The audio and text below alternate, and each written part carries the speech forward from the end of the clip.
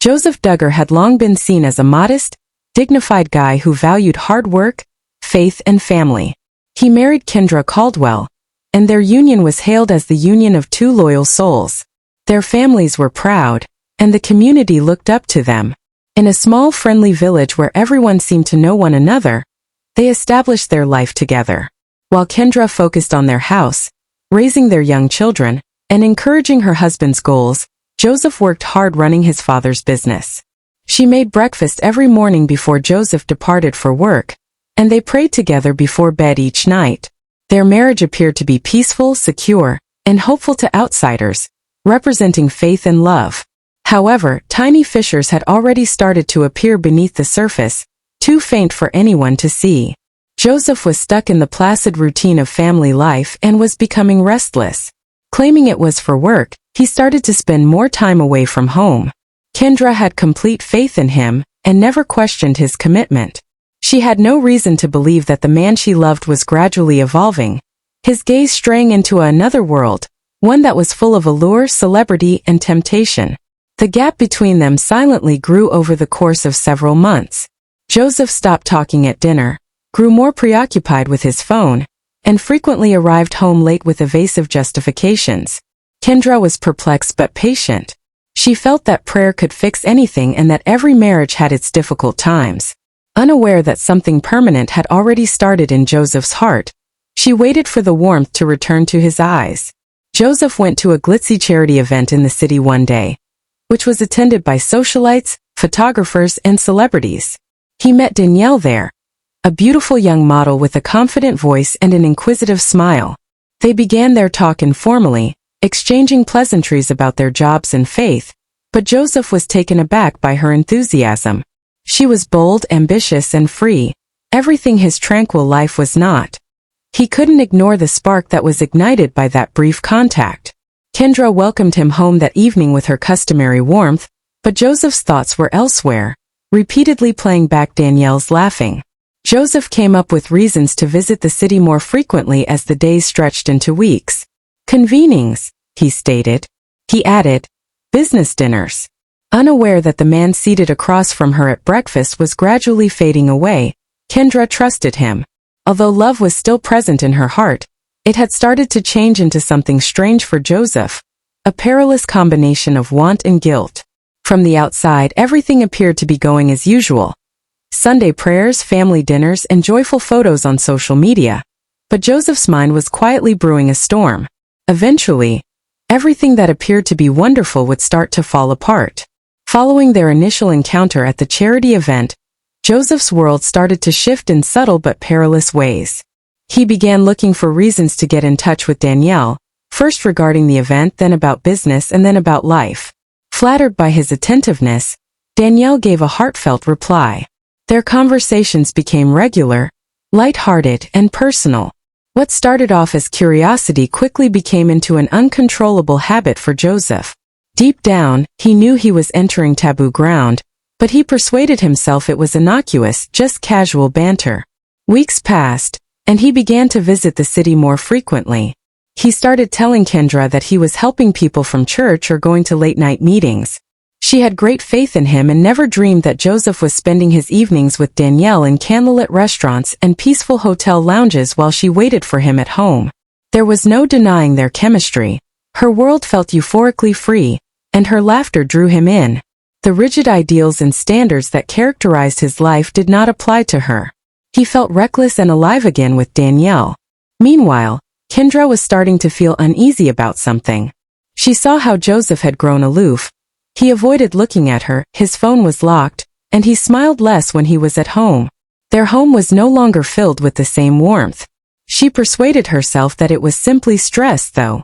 She informed her friends that Joseph was putting a lot of effort into their family's future, and that marriage has its ups and downs. However, a subtle uneasiness started to grow within of her. Joseph's double existence turned into a well-planned delusion. He kissed his kids goodbye, told Kendra he loved her, and left with his laptop bag every morning, sometimes for Danielle's flat in the city but also sometimes for the office. The longer he stayed there, the more he strayed from his former self. He started speaking, dressing, and dreaming in different ways. He found himself torn between two worlds, one based on passion and escape, the other on faith and family. Danielle was also caught up in feelings she hadn't anticipated. She initially believed Joseph to be simply another married man seeking excitement, but she was moved by his genuineness and sense of remorse. She began to think that he genuinely loved her. She envisioned a future with him in which they would start over and he would put his past behind him. Torn between want and conscience, Joseph began to believe it as well. Perhaps God wanted him to be content, he told himself, and perhaps his marriage to Kendra had reached its conclusion. Even while they were consoling, these ideas served only as justifications for his treachery. His lies grew more numerous as the months went by. Joseph always managed to miss church events, birthdays, and anniversaries. Fearing that confronting him would shatter what she still hoped might be saved, Kendra began to keep her sentiments to herself. Her prayers became heavier as her nights became longer. She prayed for strength, clarity, and the truth, not realizing that it would soon be revealed in the most agonizing way. Kendra unintentionally got a text message intended for Danielle one evening. The message was brief, straightforward, and heartbreaking. "I can't wait to see you tonight, love." Her hands shook as she gazed at it. Everything around her fell silent. She didn't believe it for a second. Perhaps someone was making a cruel joke, or perhaps it was an error. However, her heart realized the truth long before her head did when Joseph returned home later that evening, smelling of perfume that wasn't hers. Kendra didn't cry that night. From the other side of the dining table, she merely observed him, his words flat, his grin fake. She concealed the fact that something inside of her had broken. She was aware that she needed to exercise caution because approaching him too soon might drive him away. Rather, she started gathering evidence, including silent screenshots, phone logs, and late-night conversations that validated all of her fears. Meanwhile, Joseph had become reckless. He was no longer aware of Kendra's silent observations or her cool disinterest. His new world with Danielle captivated him too much. Danielle didn't hesitate when he eventually told her that he wanted to divorce his marriage. They went to Las Vegas in a frenzy of love and secrecy, where Joseph, lost and desperate, married her in a small private ceremony under a fictitious name. No one would find out, he believed. He thought he had control over the story and that everything would remain secret. However, truths eventually come to light, and Kendra was no longer the innocent person he had known. She had witnesses and proof, but most significantly, she had discovered her voice. The tale that started out with loyalty and love was now perilously close to controversy and devastation. The man who had previously represented faith and family was going to have to deal with a reality check that would permanently alter his life. Joseph woke up the morning after his covert wedding to Danielle with an odd sense of freedom, as though the guilt that had previously plagued him had suddenly disappeared. However, independence based on deception is short-lived. Kendra's environment at home was erupting into a tempest of silent resolve. The kind woman who used to weep in private had suddenly grown stronger and more prepared to battle. She had been gathering proof for months and now she had it all. The bank transactions, pictures, text messages, and even a marriage certificate issued in Joseph's fictitious name. Initially, she desired to speak with him in private and hear him acknowledge it. However, Kendra discovered the man she had known was no longer there when Joseph came home that night and pretended everything was okay. His voice had lost its genuineness. Like a stranger, he spoke to her.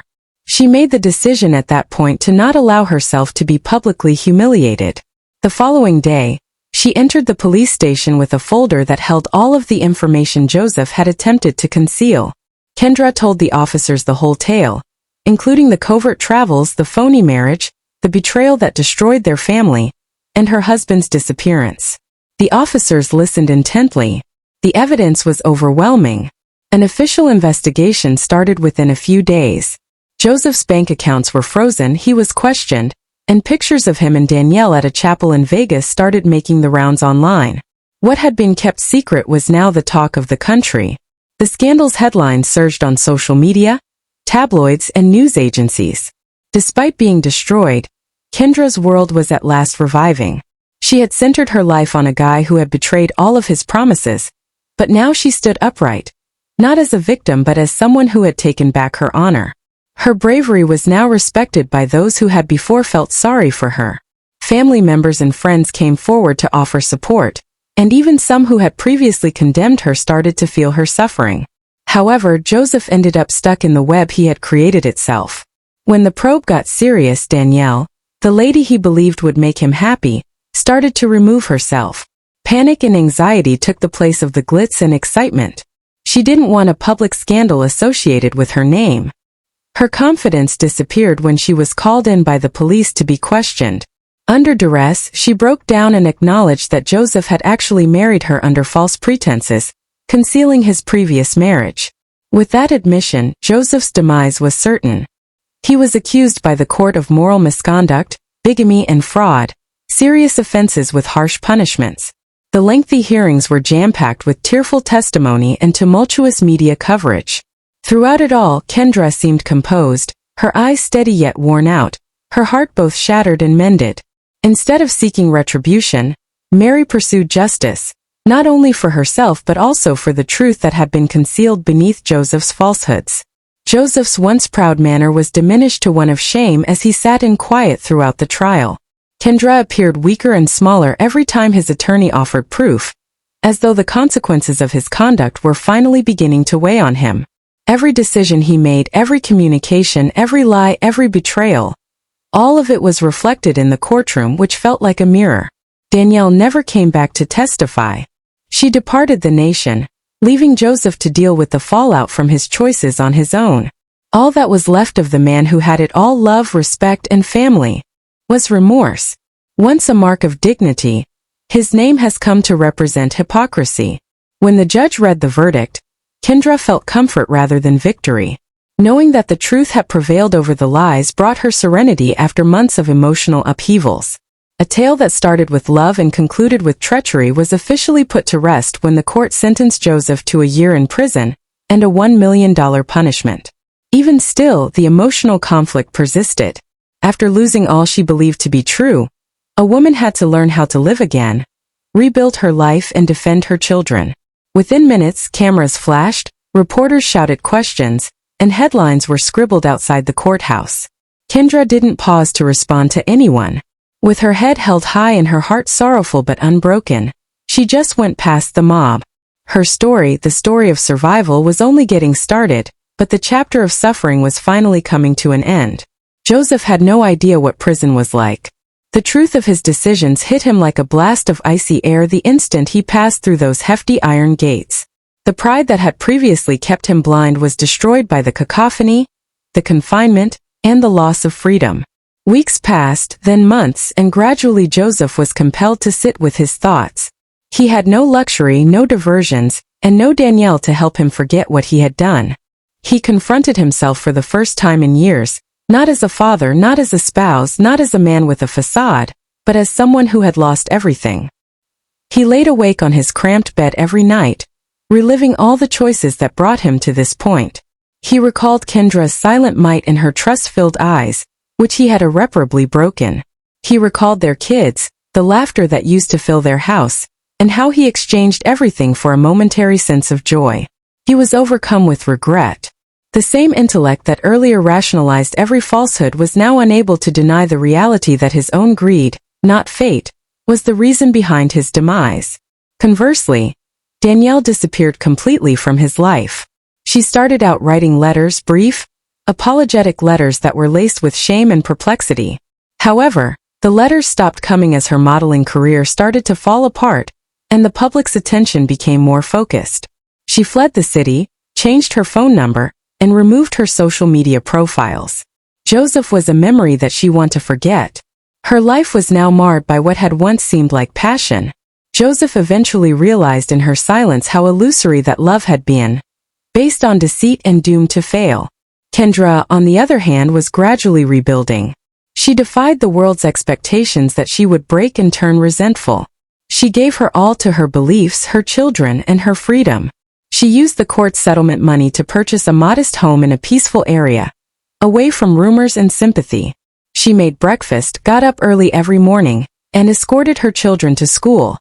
Small gestures that showed her that beauty could still exist in life even after grief. She missed the Joseph she used to love, the one who prayed with her and held their kids when they cried, But there were also evenings when loneliness set in. However, those times were swiftly replaced by fortitude and thankfulness. She was still standing in spite of being betrayed, humiliated in public, and subjected to unending criticism. And she knew that was enough of a triumph. After almost 6 months in prison, Joseph received a letter from her. It was devoid of hate and rage. It was brief, composed, and truthful. She said that she didn't forgive him because he deserved it, but rather because she didn't let his decisions determine her tranquility. Despite wishing him well, she made it plain that she was going on with her life without him. He was broken by those remarks in a way that no punishment could. He saw the entire weight of what he had lost in forgiveness, which was like a mirror. Joseph started volunteering inside the prison chapel as his sentence came to a conclusion. He assisted in setting up prayer meetings, provided other prisoners with guidance, and made an effort to comprehend the true meaning of redemption. The man was now learning humility for himself after pursuing excellence for others. He wanted to move on from the past with a clearer heart, even though he knew he couldn't change anything. The world had altered by the time he was released from prison a year later. His name was no longer trailed by reporters. Kendra had established a peaceful, happy life for herself, and Danielle had vanished. With just a little backpack and a sense of calm that he hadn't experienced in years, he stood outside the gate. For the first time, there was only a man confronting the devastation of his decisions and the glimmering prospect of beginning over, with neither a mask nor a lie. He didn't return to his former residence. He was aware that Kendra had reclaimed it as her own, with a fresh warmth that excluded him.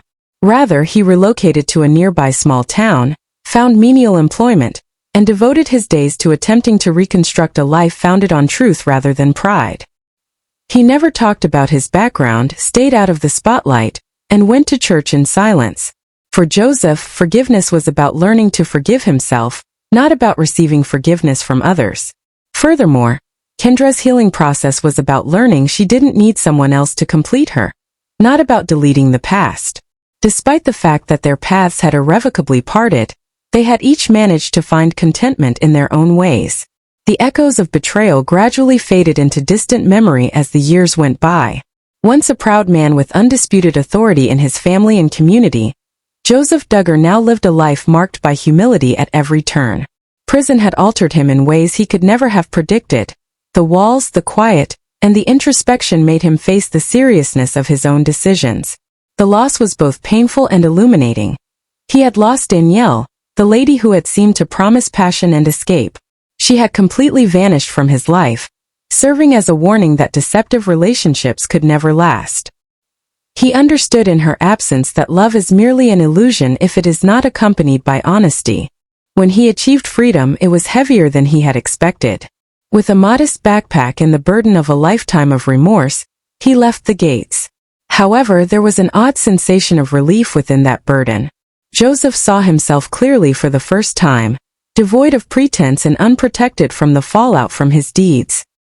He no longer sought the favor of the community that had previously admired him, but now they murmured about his demise. The internal process of regaining his conscience, seeing the brittleness of trust, and learning to live with responsibility was what counted. Kendra Caldwell, meanwhile, had turned her suffering into fortitude. The woman who had patiently waited for her beloved was now a symbol of unflinching courage and quiet power. Under her care, the kids who had been caught in the unseen crossfire of dishonesty flourished. Their laughter reverberated throughout the house, filling the once cold, betrayed rooms. Once shattered, Kendra's faith had grown stronger, not as a means of justifying wrongdoing, but as a source of inner strength. She made investments in her personal interests, made new relationships, and built an authentic life. She spent her mornings taking walks at sunrise, her afternoons telling stories to her kids, and her evenings praying and thinking. She came to see that even in the midst of the most dire circumstances, life could be lovely. Joseph, who lived in a small village close by, was secure but was always watching from a distance with a mixture of admiration and sadness. He realized that the love he had betrayed was now greater than he could ever restore as he saw Kendra's family thrive. Every look at the life he had left behind served as a reminder that finding redemption is about improving one's life going ahead, not about getting back what was lost. He committed himself to deeds of service, mentoring younger men who had wandered from the straight and narrow, assisting others around him, and attending the local church in silence.